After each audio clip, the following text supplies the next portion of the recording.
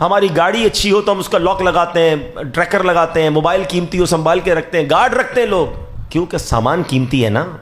ایمان کی حفاظت، اس کی فکر، اس کے لیے دعا، اس کا کوئی طریقہ.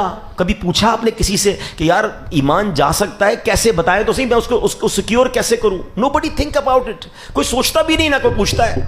اللہ کے حبیب علیہ الصلوۃ والسلام فرماتے ہیں کہ کچھ لوگ مسلمان گھرانے میں پیدا ہوں گے، مسلمانوں والی زندگی گزاریں گے، مگر ان کا خاتمہ کفر پر ہوگا. That is very very crucial.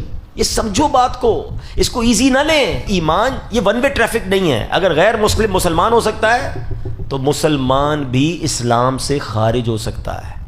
اب آؤ میں آپ کو بتاتا ہوں کہ وہ کیا طریقہ ہے، وہ کیا ریزن ہے کہ جس کی وجہ سے بندے کا ایمان جا سکتا ہے. وہ سمجھنا بہت ضروری ہے، تب تو ایمان کا حفاظت کرو گے نا. چور چوری کیسے کرے گا پتہ چلے گا تو میں سیکیورٹی لگاؤں گا نا. ٹھیک ہے. علماء کہتے ہیں کہ کثرت گناہ، جب بندہ اللہ کی نافرمانی کثرت سے کرتا رہتا ہے نا، کیونکہ روایتوں میں مضمون ملتا ہے جب بندہ ایک گناہ کرتا ہے اس کے دل پر ایک سیاہ نقطہ لگ جاتا ہے، دوسرا کرتا ہے دوسرا نقطہ لگ جاتا ہے، تیسرا کرتا ہے تیسرا نقطہ، کرتا رہتا ہے پورا دل ہی سیاہ ہو جاتا ہے، کالا ہو جاتا ہے.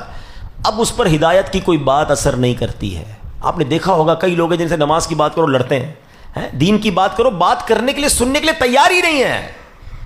اگر ہم میں بھی کوئی ایسا ہے کہ جس کو اچھی بات، دین کی بات، قرآن کی بات، نبی پاک کی بات معاذ اللہ اچھی نہیں لگتی، دل نہیں چاہتا سننے کو، تو ڈرے کہ کہیں دل میں پرابلم تو نہیں ہو گئی ہے. کیونکہ جب دل سیاہ ہو جائے گا نا تو فرمایا پھر ڈر ہے کہ اس کا ایمان بھی مرنے سے پہلے چھین لیا جائے. بنی اسرائیل میں ایک شخص تھا بڑا عبادت گزار، اتنا عبادت گزار کہ وہ جدھر جاتا اس کے ساتھ بادل چلتا تھا، اتنی نیکیاں تھی اس کی. تو ایک بار ایک گناہگار شخص نے سوچا یار یہ اتنا نیک ہے، میں اتنا گناہگار. فرق دیکھیں، ڈفرنس دیکھیں، عاجزی، انکساری، شرم. سوچنے لگا اتنا گناہگار ہوں میں تو کچھ بھی نہیں، اتنا نیک آدمی ہے، اس کے پاس جا کے بیٹھ جاؤں گا تو اس پر جو رحمتیں برس رہی ہیں میرا بھی کام ہو جائے گا. بڑا اچھی انٹینشن تھی نا، ریپنٹنس کی، توبہ کی نیت تھی. وہ جا کے اس کے برابر میں بیٹھ گیا.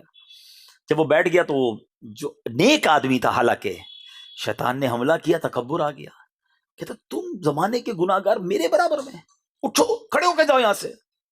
وہ جب کھڑا ہوا تو اب جانتے ہیں کیا ہوا؟ وہ بادل کا ٹکڑا جو ہے وہ اس کے ساتھ جانے لگ گیا.